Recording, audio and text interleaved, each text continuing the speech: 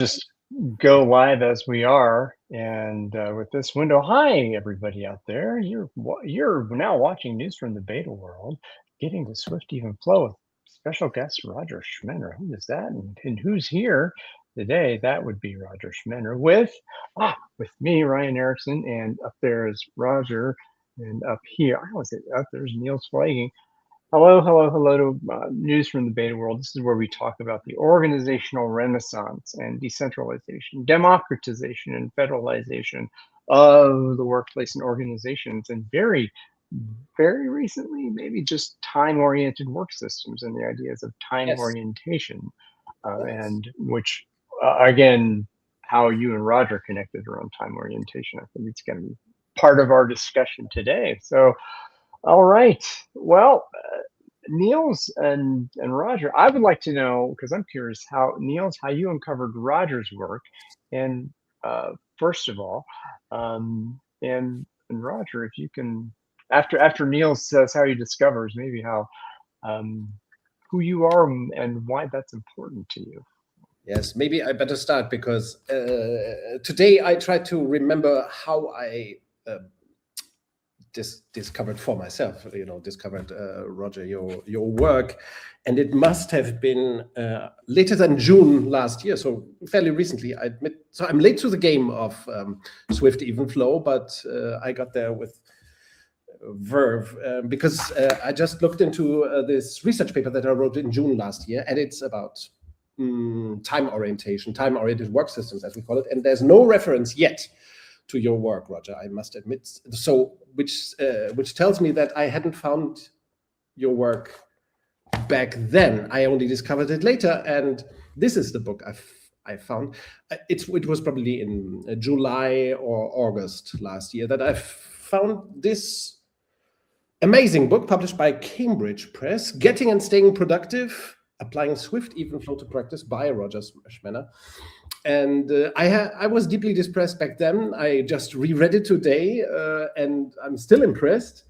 And there's so much, I think, that we should talk about. In my mind, to be transparent about this, I think this is one of the best business books of all time. Yeah, I think this is it. I already said this in the little pre-conversation that we had. It's embarrassingly well written. Especially well written for a book that's published by an academic publisher like Cambridge. I think their specialty is not beautiful prose, but this is great prose. The book, I was embarrassed again upon reading it, how succinctly and well researched the story about the history of management. You go so deep in the history of management, the Venetian arsenal. The history of Toyota, of course, so many stories, so much background, so many references, and it's a neat book. It's not a thick book. It's highly readable. The prose is crisp, as I like to say, when I really enjoy a book. It's very crisp, very rich in content. And after I discovered the book, I thought, okay, who is this guy? Roger Schmenner. How can he have figured out so many things all at once? And I looked into some of your articles that are on ResearchGate. You're an accomplished academic, one must say. Maybe you'll tell us a little bit more about your academic life. The book says you, on the back cover, it says you consulted to more than 80 organizations. There were no, I'm not sure, you talk about several cases in the book, and you might have worked with some of those companies, I guess, yes. And for us, for Ryan and myself, I think it's very interesting also that among the best cases you mentioned, Toyota, Southwest Airlines, Nucor, there are many companies that we describe as beta, as decentralized, highly democratic. Right. Yeah. So, yeah, this is a wonderful book. I can only recommend it. Of course, now we want to know a little bit more about why you read it, how this is related to your academic work, why you wrote the book at all, and how you got into the topic of what we call time orientation, but you call it specifically Swift Even Flow, which is beautiful prose as well. Ryan, you agree? Absolutely, the last 30 years of your life, Roger. Yeah, right. So how did you get there? And please regale us with the tale. Okay, so a little How bit are of you? a little bit of background. I was born in Baltimore. Uh-huh. Uh, Dad was worked for the telephone company. Mother was a homemaker. I'm a twin. My although my not identical. My fraternal twin was a theatrical agent in New York. So I went from Baltimore. I went to Princeton uh, and discovered economics at Princeton and Mhm. liked it so much that I went on for a PhD in economics at Yale. Wow. So that that so I graduated from Princeton in '69. Went to Yale, finished a little bit early. Got my dissertation in December of '72, and I was invited by Yale to stay for another time, another year and a half, and then I decided to go on the job market. How comes that maybe that's a dumb question for an American to ask, but I'm German, so I can ask dumber questions. How comes that you studied at Princeton and then at Yale's? I understand that those are best of the best. How do you call them? It's like Eton, Cambridge, Oxford, that kind of stuff. So how comes? Did your parents value education so much, or did you just? No. My parents, neither of my parents went to college. Uh, Really? so, Dad did very well, but he had no college background. He was a product of the Depression, Yes. uh, and so that was tough. There was no money to do that. So he started at age 18 working for what was then General Western Electric, which was the engineering arm of the Bell system. Yes. No, so no, I, I, I liked physics, and I think physics was what attracted me to Princeton. But if I want to be cute about it, in Baltimore, you're always a fan of the Baltimore Orioles, and their colors are orange and black. Princeton's colors are orange and black. And then in Baltimore at the time, the Colts, the Baltimore Colts, the football team, their colors were blue and white, and Yale's colors are blue, the same blue. So if we go from baseball to football in Baltimore, it's logical that I would go first to Princeton and then to Yale. Uh, Okay. but Hmm. I I, uh, I stayed at Yale and was doing economics work. Yeah. My dissertation had been on industry location, city taxes and industry location. Mhm. Did property taxes or income taxes around cities affect industry location? The short answer is no.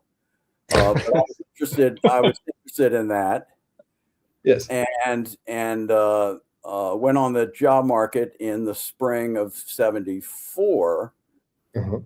Meanwhile, my dissertation supervisor, my mentor at Yale, went back to Harvard with a triple appointment in Uh-huh. the economics department in the Harvard Kennedy School of Government and at Harvard Business School. And he threw my Mhm. name in the ring for a position in operations management at Harvard Business School.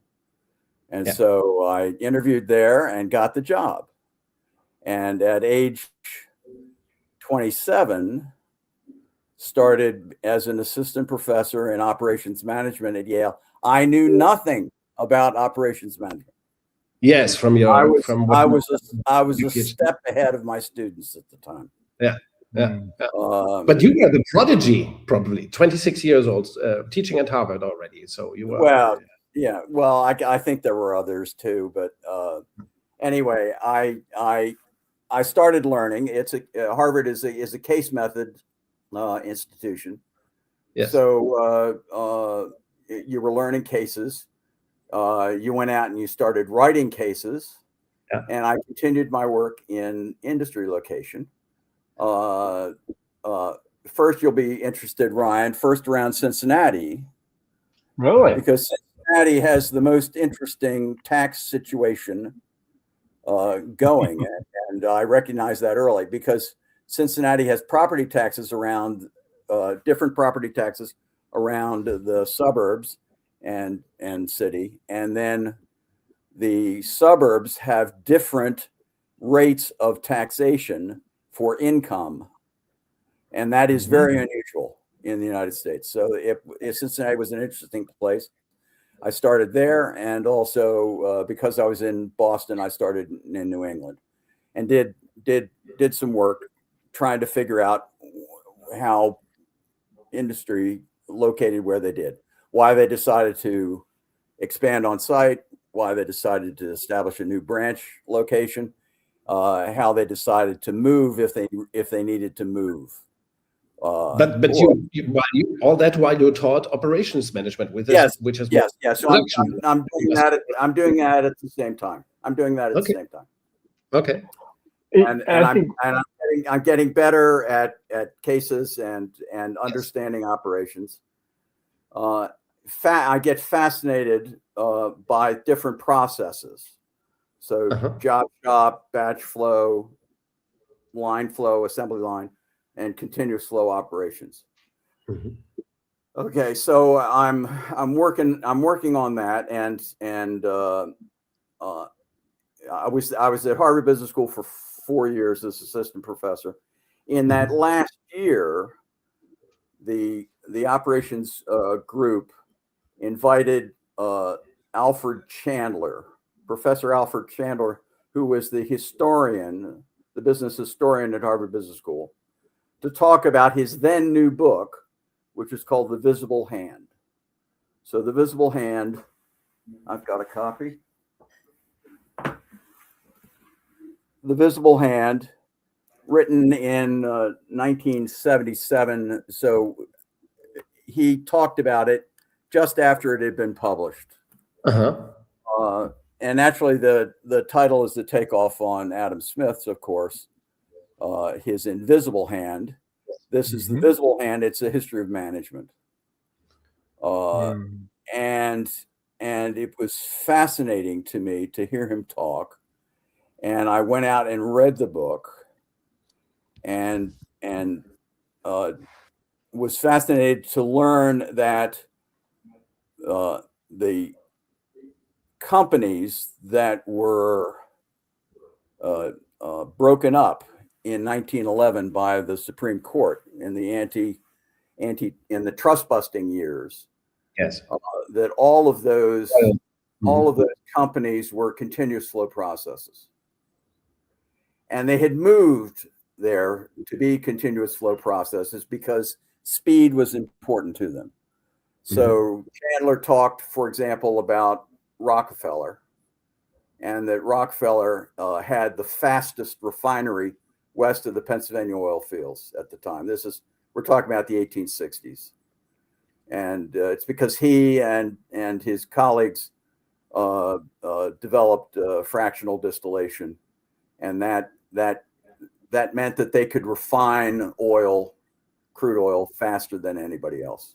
They didn't have the scale any bigger than anybody else's, but they could do it faster. So that's stuck with me, and the fact that these processes had moved toward being a continuous flow operation stuck with me. So I left Harvard Business School in '78 with a 2-year research contract with the U.S. Department of Housing and Urban Development to study the location decision making of the Fortune 500 companies. Okay. And I had 3 full-time research assistants. I had a full-time secretary. I had money to travel. I went and traveled and saw 60 companies to talk about how they and these are big companies, Fortune 500 companies, about how they did their industry location. Developed a surveyed those companies, and at the end of 2 years, then finished that work, and that developed into a book called Making Business Location Decisions that was published by Prentice Hall, I think, in '82. So So I went from that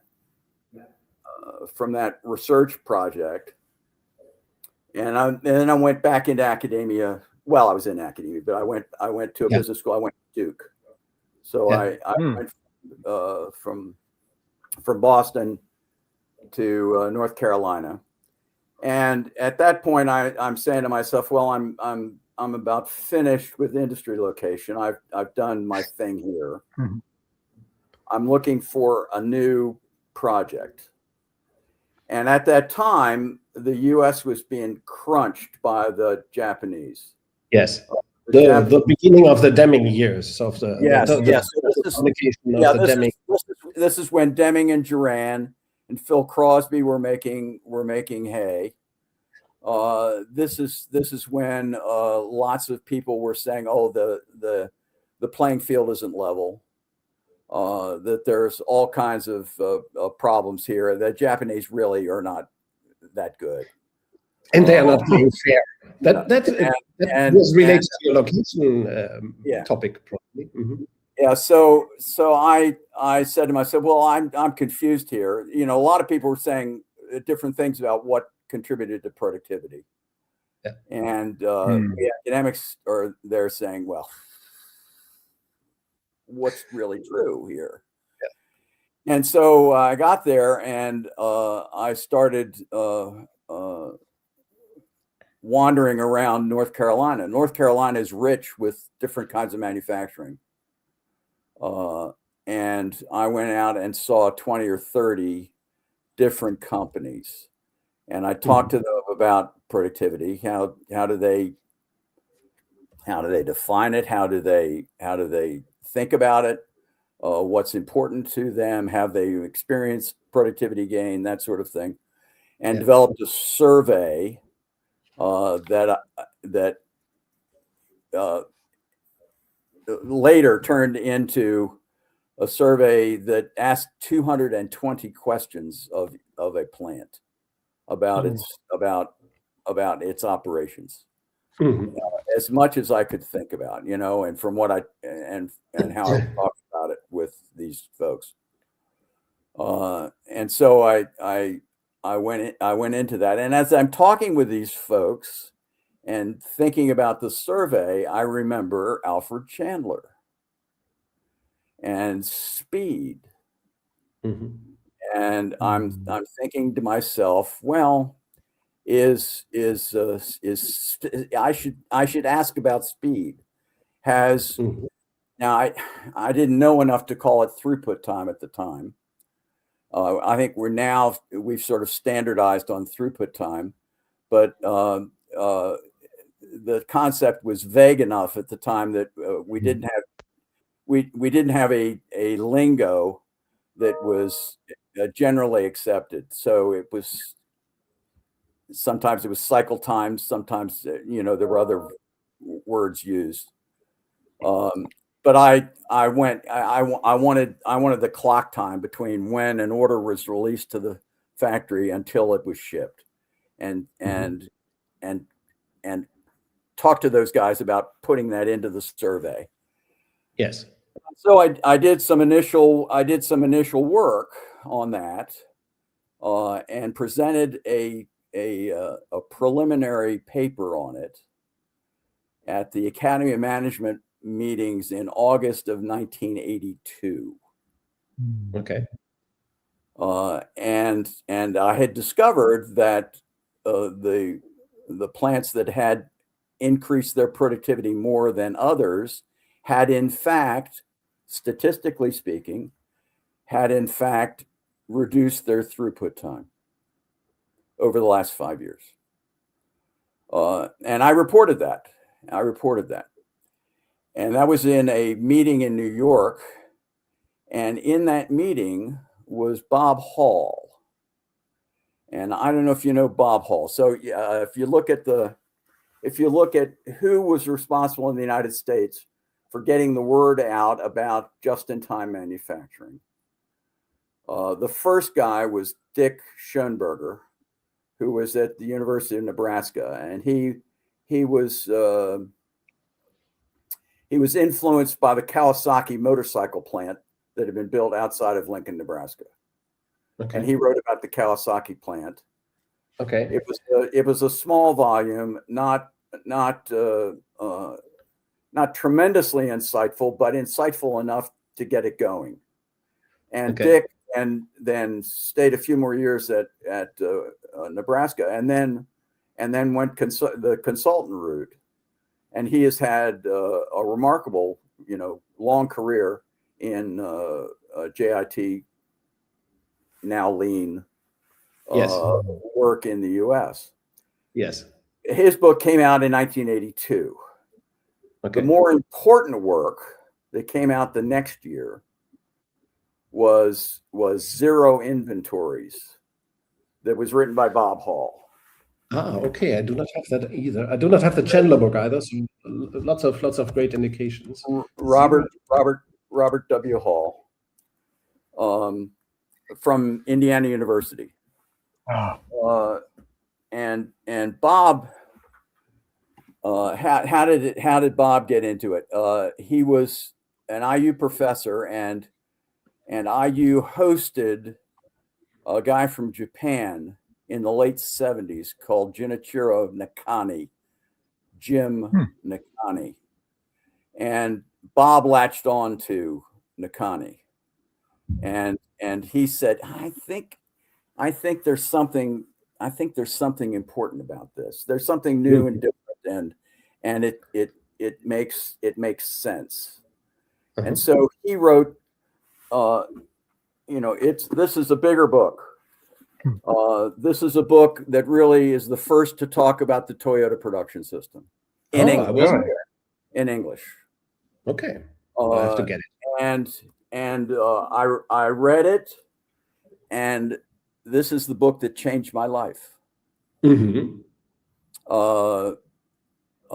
remember I was working for Smith Corona Marchand, SCM Corporation at the time. I was doing some corporate teaching, and I was asked by a guy I was working for there, hey, do you know anything about this JIT? This is in like 83 or so. Do you know anything about JIT? Well, I just read the book. I said, well, I know a little bit. Yeah. And I said, well, could you go up to our Smith Corona plant? And I don't know, Ryan, if you remember the Smith Corona typewriters. Oh, yeah. They made typewriters, electric typewriters that a lot of students had. And they were being challenged by a Japanese company. And they were worried. Were they going to survive? So the guy said, "Can you go up there and help them?" I said, "Well, I'll try." And so I spent 2 days teaching half the factory 1 week, and the next week came back for 2 other days to teach the other half of the factory. Okay. And I went through this book, went through how they thought about it. And I am happy to say that those guys latched onto that, and they lasted. That was say 83, and they lasted until 96, when they closed. Okay. They did not close because of the Japanese competition. They closed because the dot matrix printer got better. People went from using typewriters to using computers and printers, and so the whole industry collapsed. Okay, so this was Bob Hall. Now, Bob, early in this, he makes a reference to one academic, and am I permitted to read here? Sure, go for it. Yeah, okay. So we don't have many rules here, Roger. Yeah, okay. So this is page 31. Okay. The principles by which equipment operates and material moves are the same everywhere, and the general ideas of stockless production are valued everywhere. A recent survey by Professor Roger Schmenner of Duke University lends credence to the thought that this general direction is right for the United States. He surveyed manufacturers in North Carolina to determine what practices seemed to be correlated with improvement in productivity. In a paper he presented at the Academy of Management annual meeting in New York in August 1982, he said, and he's quoting me from the paper, "For the most part, the independent variables which are highly correlated with productivity define classic ways of simplifying and smoothing out the production process. For example, it was found that many engineering change orders are disruptive to productivity, as are frequent design changes and product mix changes. Smoothing the flow of materials is important. Those processes, which had improved materials handling, reduced scrap, lowered rework, improved quality, lessened expediting, lowered production cycle times, note production cycle times, reduced shortages, adopted MRP systems, or had significant numbers of their workers cross-trained, appeared to have a higher level of labor productivity than plants which have not enjoyed this kind of change. Those plants which measure productivity on a units per worker hour basis also tend to have higher labor productivity than others. Although significantly, plants that have either individual or group incentives do not appear to have higher labor productivity than plants that pay by the hour." Back to Hall. Schmenner uses the phrase production cycle times to mean what in this book is called throughput time or lead times. Every factor he cites as being correlated with productivity in North Carolina is consistent with the concept of stockless production, which has already been presented or will be presented, although stockless production would not advocate using the typical job shop form of MRP for production, which can be made repetitive. Oh, that was very insightful already. Yeah, Okay. yeah. So this is Very early. What Schmenner found was that it was the basics which count, and he did not have stockless production in mind when making the survey. So Bob was there. Yeah. 5 years after that presentation, I have the office next to him. So he was the guy who recruited me for Indiana University. He recruited me from Duke, and he was a fount of information. He was the guy who throughout American manufacturers was known as Doc Hall. You could go to some of the early skits, so a lot of companies, and Hewlett Packard was famous for this in the early 80s. They would run skits of what a push system was and what a pull system was. Yes. So they'd have push production, and then they change it to pull 3 and then pull 1. And they'd be making things out of cardboard or something like that. But they show how it was. And one of the early ones, the guy mentions Bob Hall. So Bob was right there at the start of a lot of the thinking in American manufacturing about appropriating some of the Japanese insight. So you're making all of these discoveries through. I mean, you're building this knowledge, and you're aware of what's happening, and there's something about this idea of throughput and speed and what were the processes going on. So this to me, what this is telling me, you're in this environment that this curiosity is arising in you, and you're wondering, what's behind that. Yes. And at that point, you're kind of in operations management, coming at it from this standpoint of economics. Yeah. And so, all right, when would, I think there's a paper in 1988 that kind of started to put this together.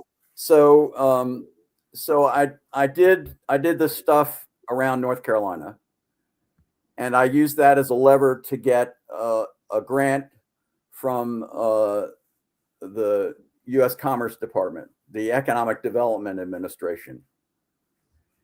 And so I had a grant there, $84 84, 85, 86 to do more work on productivity.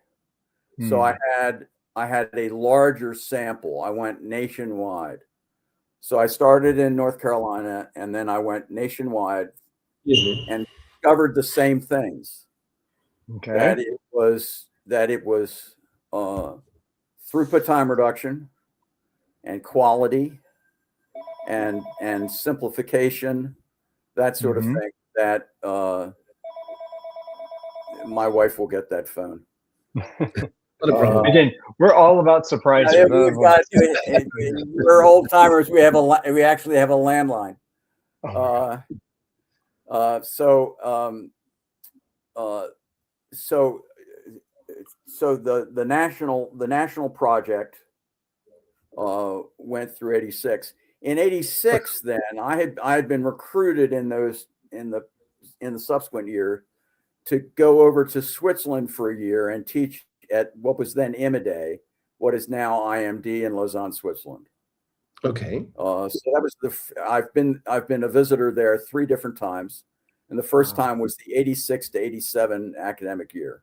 So I had just finished this research nationwide, and I went to IMD and I said, "Can I take this survey and do it with IMD companies?" And I did, and I got some European data. Okay. But before I had gone to Switzerland, I had been recruited by Indiana University, and I committed to IU. Immediately, I went on leave to go to Switzerland. I got back to IU in 87, and that's when I took up residence next to Bob Hall. Okay. In the next office. And then I wrote a paper, and this was coming out of what I was doing at IMD. So the paper was really sort of started in Europe and came over to the U.S. Called "The Merit of Making Things Fast." And I wrote that paper, and I flogged it to Harvard Business Review.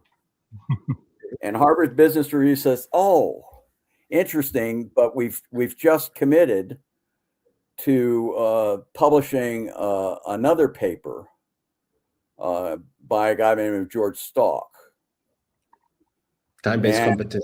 We can't do yours." So I went to the HBR competitor down the street, Sloan Management Review, and flogged it there, and they accepted it. So Stalk's article, the first one on sort of time-based, comes out of HBR in the July-August 1988 issue. In the fall 1988 Sloan Management Review, my article, "The Merit of Making Things Fast," comes out. So I'm right there. Yeah. And I didn't know Stalk. I didn't know what he was doing. It was that I was following what I was finding out empirically, and what made sense to me. And I had, at the same time, lean must have exploded. Yes, so lean was starting to take off, but you really don't find that until 1990 or so. Yeah, so it was first quality. Yeah, there's a whole decade of work before the machine that changed the world. Yeah. Another little story. So Bob Hall gets invited to speak to the special group at Ford Motor Company. This sort of their internal think tank. Okay. And he drags me along. Okay, and this is in the early 90s. So it's after some of the stuff with the machine that changed the world. And these guys, they just want to get to know, what Bob knows, and I'm just tagging along. He's just very nice. And they start asking Bob questions, and he's referring to guys who were doing the thinking at Ford and other auto companies before those own guys were doing it. It was their mentors that he had dealt with. He had them eating out of his hand, in the matter of moments, because he had the history of JIT in the U.S. He had been part of it. He knew a lot of that. Yeah. So yes, it was the whole lean thing, but the foundations were laid a decade before that. True. And I think at the time, total quality management was the big deal, probably, right? Yeah. It was, but I mean, before the quality awards, before any of this, we have Bob going around and preaching what JIT really was. Yes. So okay. So this is very much about what's happening out there, doing the empirical research, finding what's going on. Have you been doing it for a long time at that point? But there was something missing. Then what? So you're an operations manager. You're saying that there's all this empirical work, but there was something lacking. What I read and got from your the corpus that I got to, there wasn't really a theoretical background to all this stuff. Okay. Good. Yeah, Ryan, good. You're good. Okay. So I'm on my hobby horse at the time is throughput time reduction. Mm-hmm. It's speed. And I go back to IMD in 1992 and half of 93 for 18 months there. I preach it there. I'm preaching it in my classes and to companies that I'm working with. I'm challenging people. I'm challenging my students, for example. So in a semester long course in operations, I would have them do 2 papers. The first paper would be, tell me about a problem process at your company. Mm-hmm. Describe it. Describe the process. Flowchart it. Tell me its characteristics. And then we move through the course, and we get to talk about JIT stuff and the value of throughput time reduction. And then I have them write a second paper, which says, take that problem, use these ideas, and solve the problem. Mm-hmm. So, for example, a classic one, we had lots of accountants there. And I would say, what about the close of the monthly financial statements that you've got? Okay. Yeah. Do you really have to wait 2 weeks before the managers get them? Wouldn't it be better if they could get them right away? So on the first of the month, say after noon, after lunch, they come back and they have the last month's financial reports right there. Couldn't you do that? Couldn't you do that? And some of them did it and became heroes in their companies, and others did other kind of work that was important.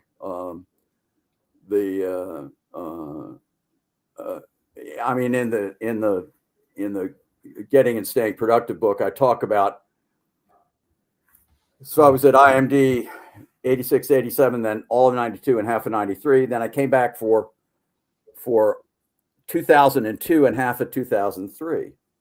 Mm-hmm. And we're on a field trip with the MBAs, and the field trips there would usually take to a couple of places, but one of them would be the cigarette manufacturing facility of Philip Morris in Neuchâtel.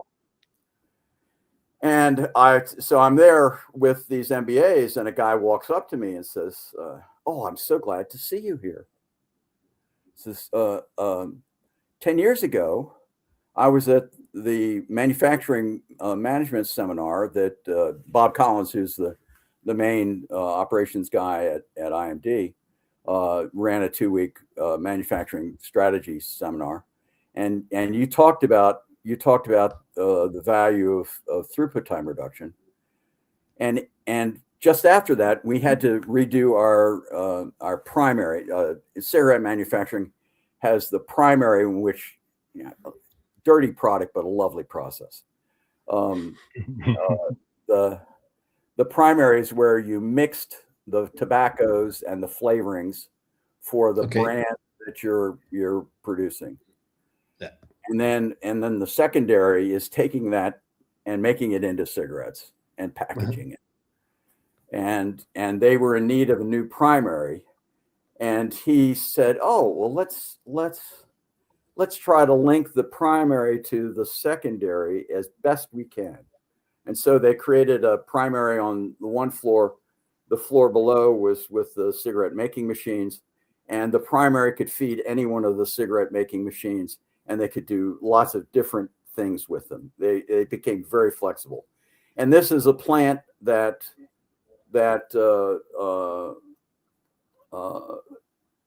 created, I think, 270 different product packaging variations, which is very different from Philip Morris running in Richmond, Virginia, where there are floors of just Marlboros. You know, machine after machine is just doing Marlboros. These guys are doing it because, you know, the Marlboro for Switzerland is a little bit different from the Marlboro for Austria, sure, or the Marlboro for, you know, Serbia or whatever. And the packaging, of course, is very different. Yes. So these guys were. He used the mentality of throughput time reduction to completely change their process and make that process the most flexible process in the whole company. So I was on this theme. I was on this kick of trying to get people to think about throughput time reduction. That a lot of great things happen with throughput time reduction. Now we come to 1996 and the Decision Sciences meeting. I don't know where it was, but one of my colleagues from IU is there and in this session, and he's saying, "Is there no theory in operations management?" You know. And some guy, well, it was Jack Meredith from Wake Forest. He said, "Well, what about the product process matrix?" And that was an idea of a diagonal in which there were different types of processes, and the end of the diagonal was a continuous flow process, but it wasn't a theory. This was an idea from Bob Hayes at Harvard. I was there in the teaching group meeting when he brought the idea to it.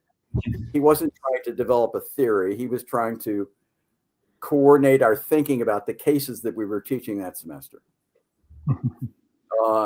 And I said to myself, you know, "Jack, no, that's not a theory." And then I went back that Christmas. This was a November meeting. I went back that Christmas when I had time and said, "Okay, I'm going to go back. I'm going to try to create a theory here. I'm going to try to put it together." Morgan Swink has challenged me to do this, I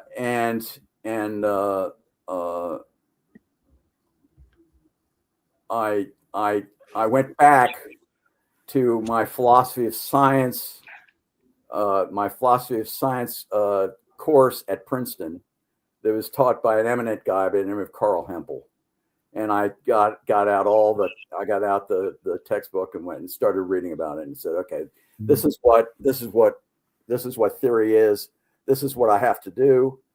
And then I said, "Well, gee whiz, I mean, Swift flow is part of it, but it's not the only part." And I relooked at my research, and the research had quality and simplifying processes and whatever. And I said, well, I've got to reduce variation. So I need something else in this theory to make it more complete. And because if it's going to be a theory, it's got to explain everything.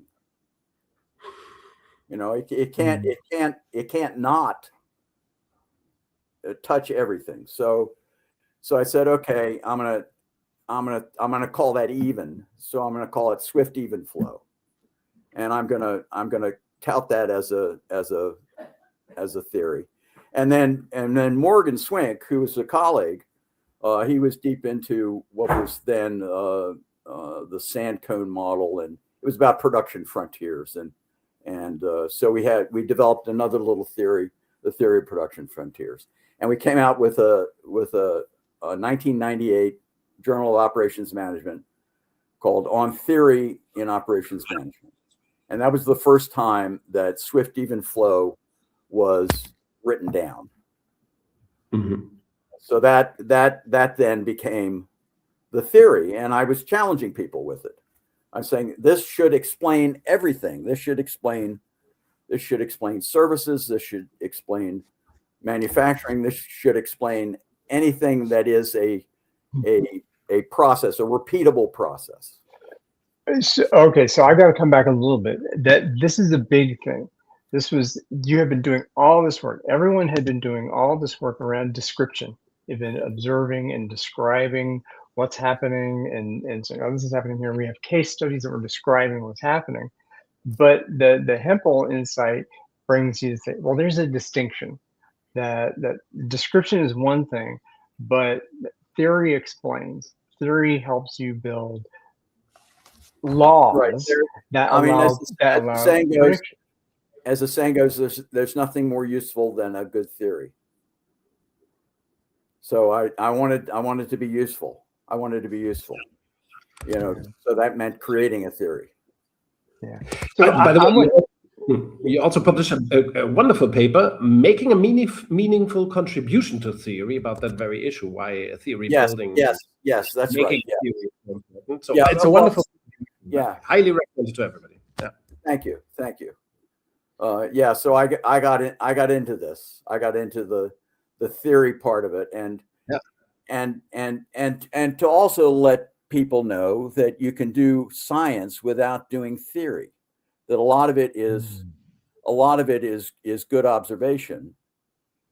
You don't need to start every academic paper saying that you are testing a theory, because you're not. You shouldn't be. You can describe a wonderful series of facts. That is great science. I mean, yes. Think of Jane Goodall in Africa describing chimpanzees. You know, I mean, that was wonderful science. It wasn't theory, but we know a lot because of that initial work. So I wanted to get people to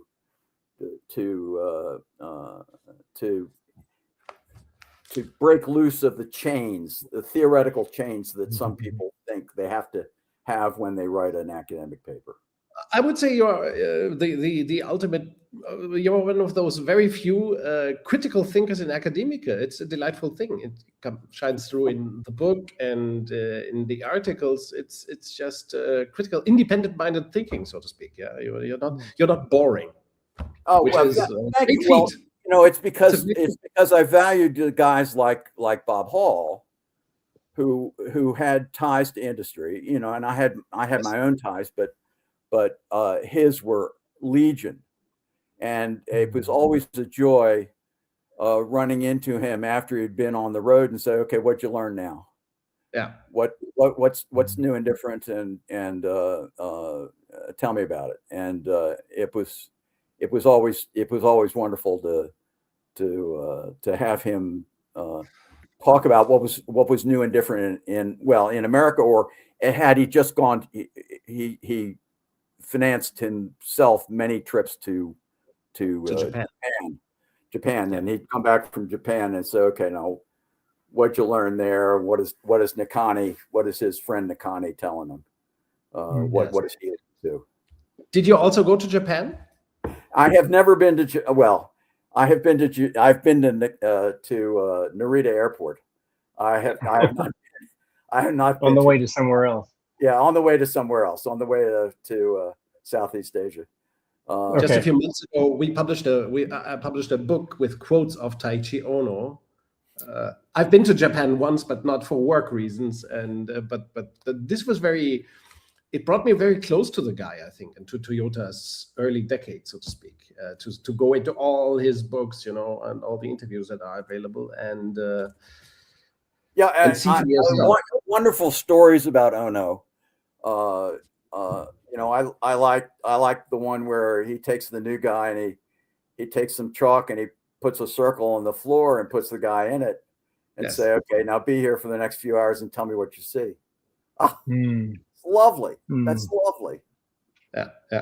All right. So Niels, I gotta get to this point for you. I'm putting you on the spot here. So you find Roger's book, okay, not knowing anything about Roger at that point.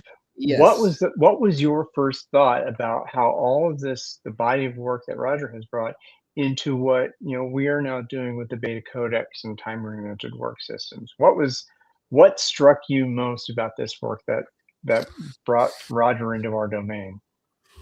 I really was unaware of all this background, Roger, that you just told us about. So when I read your book, I first thought, okay, this is.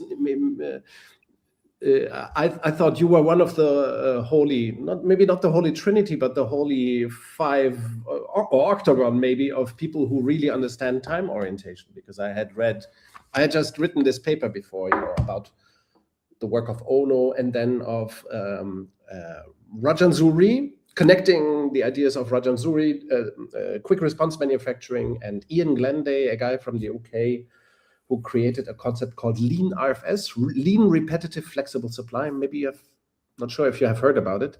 No. He also created there are several big, next to the Toyota production system, there are I think three big concepts of time-oriented work and production. Quick response manufacturing, you know it well. You refer to it in your book as well. Right. You kind of commented on an article by Rajan Zuri that was published just last year. So you are you know it well. Then Lean RFS by this Briton called Ian Glenday. And there is an Austrian, Ernst Weichselbaum, who created his own variety of time-oriented production. So these three, when I had figured out that these three approaches existed, QRM, Lean RFS, and the Weichselbaum system, I felt obliged to write this paper and condense these things into not so much theory, but a comparison and saying there's really time-oriented work systems exist for every kind of company. Then I found your work and I thought, okay, this is the guy in America who really understood it, even better than Rajan Zuri, I would argue. But this is just a pun, just a little pun, just to tease him into doing a podcast session with us as well. Not meant so serious, but you really articulate these thoughts so well. You relate it to history. You relate it beautifully to Toyota, even to the I must say, Rajan stayed with manufacturing and particularly a lower volume, a high mix kind of work, where I was also teaching about services. Yes, you wanted to broaden the approach visibly in the book. You talk. I naturally had to get broader than that because I was also teaching service operations at the time. Yes, and was seeing how all of these things could apply to service as well as to manufacturing. In fact, that's why I started the book. I started the book with the service with the orthopedic surgeon. Who did my 2008 left knee replacement. So I started with him, and let me digress here a bit on that. Yes. So I was a former basketball player in high school, and I got clipped in a game midway in the season, and tore my medial meniscus cartilage. And I had to have it operated on, particularly the next year. I hadn't had it operated on, but then went out for freshman lacrosse at Princeton. And in the third day of practice, I crumple up on the field. My knee has given out, and I need to have it operated on. Well, in those days, this was 1966, when they looked at a medial meniscus cartilage, they removed it all. And so I was bone on bone for 42 years before it really started to hurt me. Yes. And so I needed a surgeon around Indianapolis, and I heard about this guy. He was doing lots of them. So I started talking to him, and he was doing between 750 and 1,000 operations a year. And he would do between 15 and 20 in a week. Yeah. And he would do them on Mondays and Tuesdays. So he was doing up to 10 a day. Man. And how does he do that? And that's you know, so it stirred your academic interest. What's that? It stirred your academic interest. Yeah, absolutely. So I asked him, well, you know, how do you think about, how did you get it so that you can do it? My wife timed my operation. It was 39 minutes. Okay. That was when I was under the knife. So what did you think about? And he says, well, I thought about all the ways I could reduce variation. Could have hugged him. Yeah. I mean, he said the words. He said the words, yeah. Reduce the variation and collapse the time.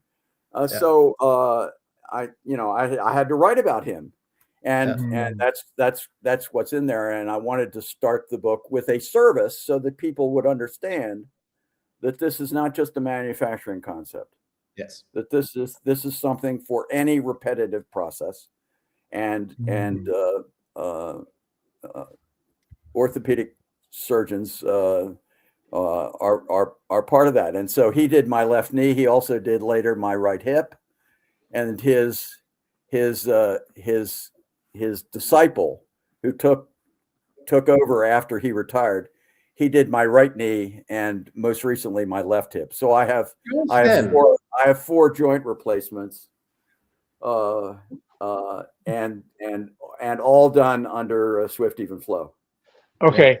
That was a great story in the book. You bring the orthopedic surgeon into it a few times about, changing what the people do and changing what the capital and the equipment is. It doesn't really get you to the actual better throughput. That's right. What I read in there, well, there's the microeconomic theory about the capital and labor replacement. Well, big deal if you replace the capital and the labor. That those aren't really the levers that make transformation happen. Right. And this, I think, is a big beta concept about you're not working the people. You're not saying, oh, people, you need to be better, and oh, we need better tools. You are focusing on the process. You're working the system. That there is a system of orthopedic surgical, joint replacement, and that's the insight that was really exciting. He would say, I never hurry. He's doing things. He's never hurrying. Yes. But you ask the nurses around him, and they say, well, what is it like in the operating room? And they say, well, gee, it's like choreography. Everybody has something to do, and it's a little dance that they do. And so he gets presented with precisely the thing that he needs for the next step. So he goes from value adding step to value adding step, and we don't have there are no crises. We just move from one thing to another. We're on an assembly line, and of course, I love assembly lines. They make great quality things. I want to be on an assembly line when I have my joints replaced. So it was that to me was the perfect way to start it, because it's something that everybody can appreciate. Yes, yes, yes. And again, you are a true writer, so this book has this aesthetics to it. You Thank you. Yeah, you start with this example. You get into the basic concepts. You go into the history of swift even flow. Then you go into the distinctions between what we call alpha and beta. You call it the conventional thinking and the lean. The received tradition and Yes. JIT. Yeah, that's so so when I was trying to understand JIT in the early years, Yeah. and this is when I was at Duke and I was running my own manufacturing 2-week seminar there. I said, well, I've got to contrast the thinking that people were having at the time with this new thing that changed my life. I read Bob Hall and it changed my life. So what were the aspects of the change? And so I concocted 15 things that were I could contrast, received tradition and not. But in the middle of it, the heart of it is cost reduction comes by essentially swift even flow. It's by contracting the throughput time and getting great quality. Great quality being the first thing I talk about when I talk about JIT. So that was something that I was doing right from the start in trying to internalize what JIT really meant. Yes, you break it down into the 15 aspects and contrast it with what everybody has learned, and which is pretty much flawed. Yeah. Yes, which right, is exactly. Which is a neat way to make it practical. And you present the several cases as well. And those cases I've used in class. I've used some of them in class, and others felt appropriate for the book. But I felt that I needed to get applications so that people would think, oh, here I've got a problem. How can I get out of the problem? How can Swift Even Flow help me think through the issue? Yes. And that's why I went for the cases, because that's what my students, it was with the cases that my students would say, oh, now I understand. Yes. Now I understand what to do. Yes. And you apply to different problems, including product development. Right. I think that's nicely, and present conclusions of how to deal with these problems to get to Swift Even Flow in all these areas. And not surprisingly, these solutions are similar to what Toyota has done, to what quick response manufacturing suggests. Well, because I think it's all truth. I mean, and it is. What are we academics after? We're after truth. Yeah. And I'm hoping that comes out, and that the variety of applications, including when I was at Harvard, of course, Wick Skinner was there, and he the father of manufacturing strategy, the father with the Focus Factory, and the Searle Medical Instruments Group cases in that group, and that was the first case written after the Focus Factory article came out. That was the first case written about the Focus Factory. So that was used for years as the Focus Factory case. And to me, it's just now it's just Swift Even Flow writ large. It's the strategic version. Swift Even Flow could be tactical in trying to make things happen, but it can also be strategic. And that's where if you're just honed in on a single process and trying to use use lean ideas on it, you may be blinded, and you might not see the full picture. Yes. And the full picture is the whole supply chain, or it's the whole operation, and see it strategically as swift, even flow. See it all, and not just the individual. See it like like the Arsenal saw it years and years ago. Well, I guess it's systems thinking, it's ACOF, it's Deming, it's all of this kind of taking the wide view, and not this mono maximization and this very specific local optimization. It is viewing the whole system and the whole flow of process, right? And that to me, it speaks to the beauty and harmony of what you're talking about. So I'm curious also, Niels, there was one piece back in the beginning, what Roger was saying about getting to the fast close, the economic close at the end of the month. And that's something that you hadn't read the book by this time, and you had come across this idea of doing throughput and flow and applying it to the accounting of a company beforehand. Exactly. Once you start thinking in terms of time and making things, that's why I like, Roger, what you said about that surgeon. It's about not being in a hurry, not rushing things. It's about understanding the process, controlling the process well enough so that not many surprises will happen. You reduce variability. You prepare well, essentially, and work and design the system so well that you can handle variation well, and that you don't have to rush things.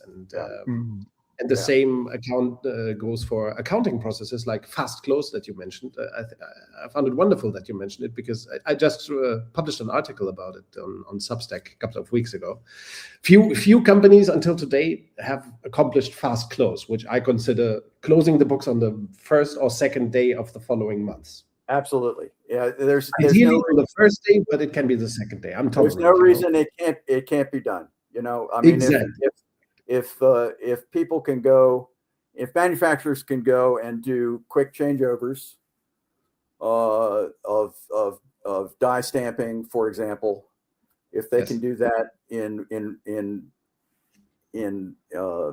single digits, in less than 10 minutes, if they can make a changeover a press in less than 10 minutes, you can certainly do the financial close of the books in a company in less than a day.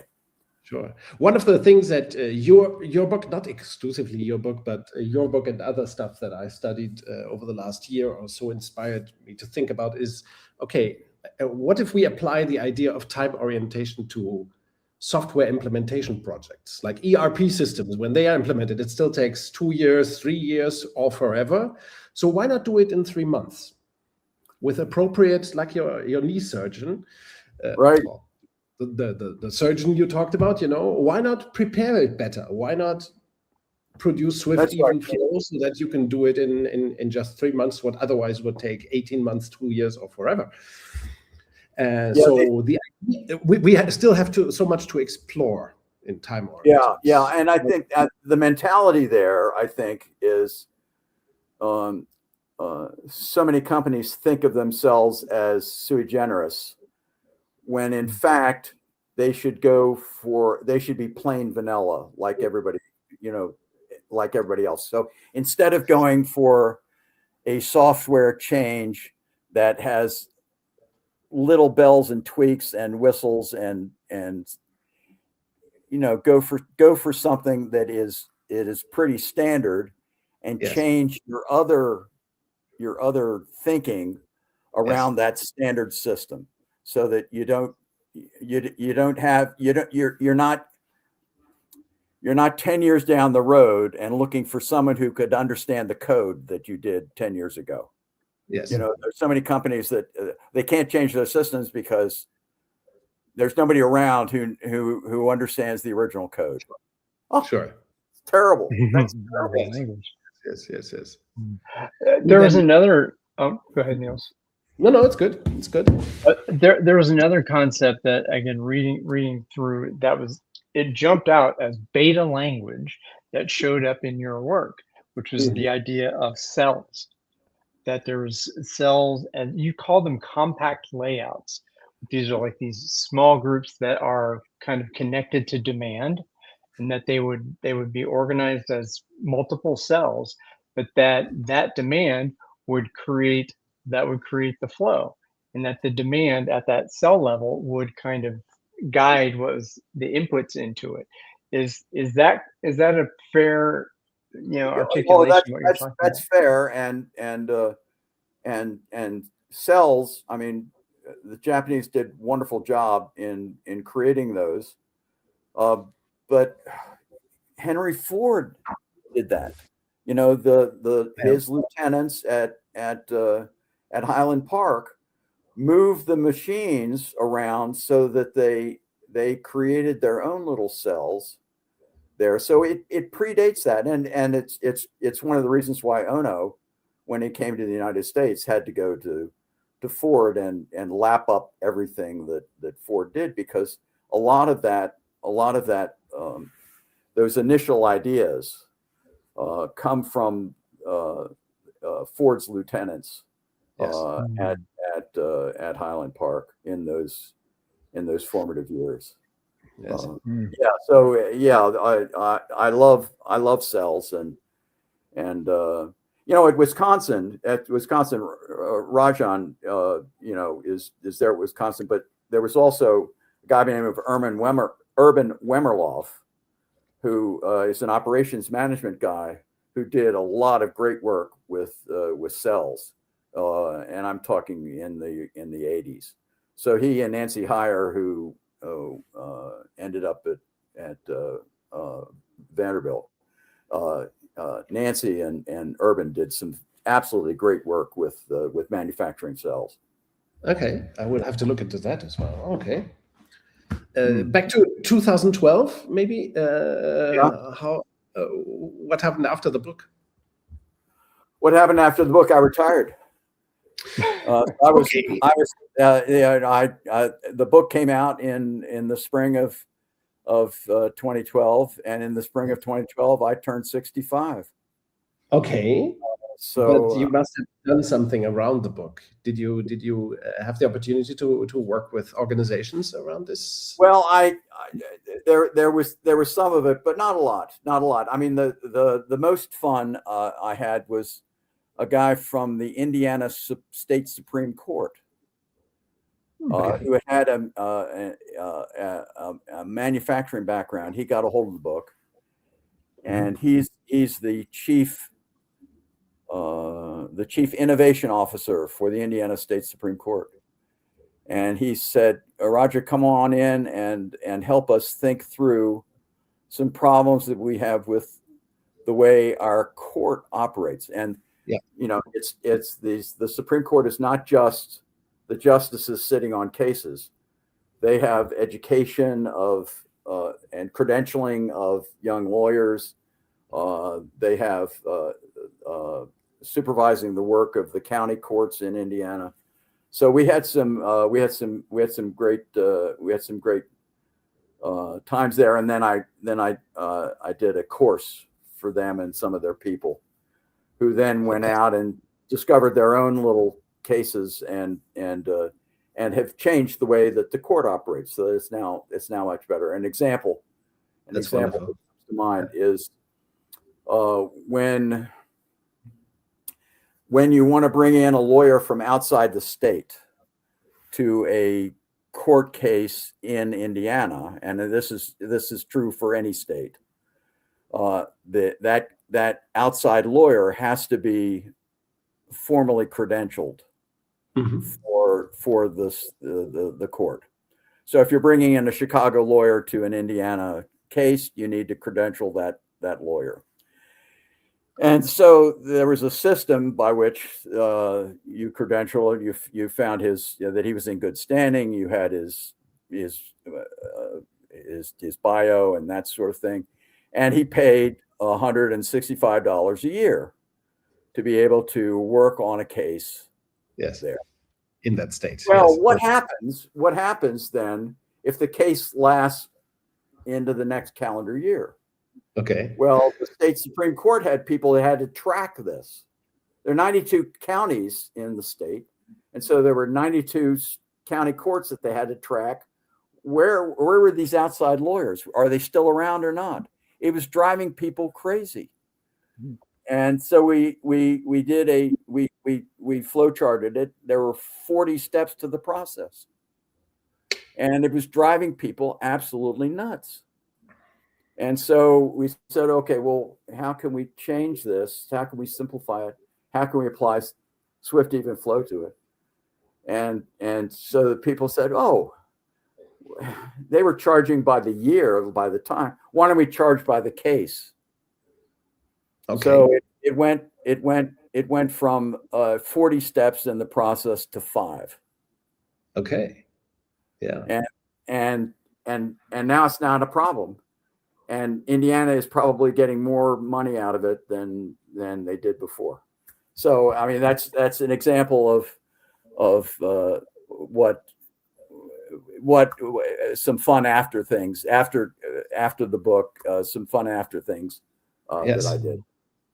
But you know, I haven't been out on the road solving major problems with major companies in the U.S. I haven't been, but you have done some publishing, by the way. I'm hoping that the book helps them anyway. Yeah, and you published a few things after the book as well. Yes, I saw that on ResearchGate. That's been part of not flunking retirement. Yes, very well put. How happy are you with? I mean, Taiichi Ohno and others founded this. Shigeo Shingo, you all mentioned them in your book, by the way, and then comes your generation of making sense of it all and producing theory and presenting it in a decent way. Something that Taiichi Ohno wasn't too anxious of doing. No, and nor did Toyota really want him to do that. Yes, and I think he wasn't so inclined to write. That's what I got from studying his work. It wasn't his thing. It wasn't his cup of tea. He wasn't the writer. No, I understand. From my understanding, but you are a very hands-on guy. Yeah, exactly. But you are, and what do you think is the future of Swift Even Flow? Oh, well, I mean, I think when will we see the tipping point or the revolution or whatever? You know, if it explains the past and it explains the present, it's got to explain the future too. So I think we're all going to have to abide by this theory. Even AI is going to have to abide by it. Wow. Yes. And do you, maybe the next frontier here. Do you believe that the how do you call it, the ancient belief system? How do you call it? Traditional theory? No. How do you call it? Received tradition. Received tradition. When do you think we will overcome it? Any prognosis on that or hopes? When we will get out of received tradition? Yes, or command and control, as we like to call it, or alpha, or centralized steering, or capacity orientation. Or we need guys like you, Niels. Okay, that's very nice. Like even you, Ryan, even you. Me. Wow. Yeah. Well, it's departure. I mean, it's so there's the received wisdom. I think that it takes the refusal of the received wisdom and to reject it and to create our own wisdom. And talk about it. I think, that's why I think your book or W. Edwards Deming's book or Ohno's work, and so they are also important. And I think we have to connect the dots a little bit more. You know, I recently bought.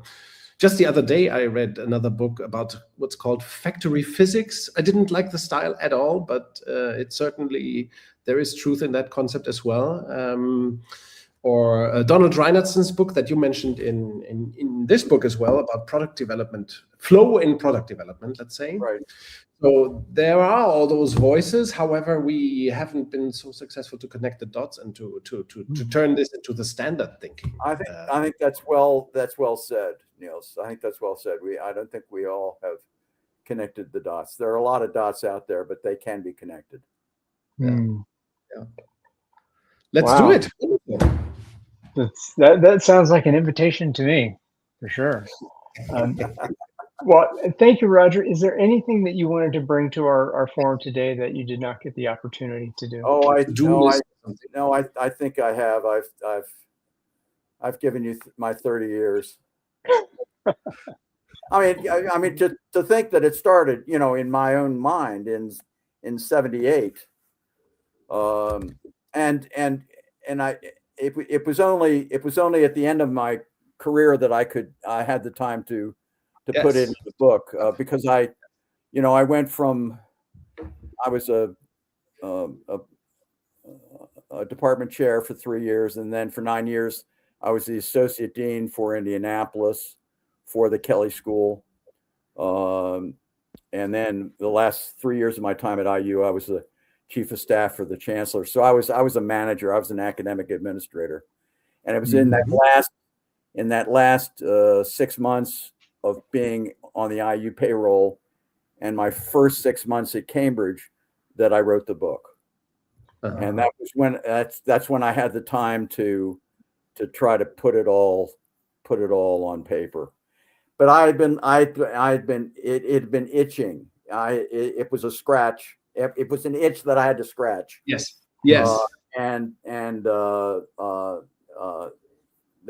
That's why I had to write it. I believe you accomplished a masterpiece. I recommend the book, Getting and Staying Productive, Applying Swift Even Flow to Practice. And I mentioned this article before, Making a Meaningful Contribution to Theory, just as one of the wonderful academic articles that you published, Roger. And that I think it's so delightful. I will use it in my online masterclasses in the future, where I use academic texts that we would then discuss. I think it's an amazing piece, very beautiful. We have the Hall of Fame of books in the Beta Codex, on the Beta Codex. I believe Staying Productive is now in the Hall of Fame of books that we have. You guys flatter me. Thank you. All right. So thank you very much for being available for this conversation. It was delightful. I enjoyed it, guys. And we would be happy to talk to you again if you come up with anything new or worth sharing or that you want to share here. And thank you very much. Get some consulting going. All right, folks, we're gonna end the stream. We'll say goodbye.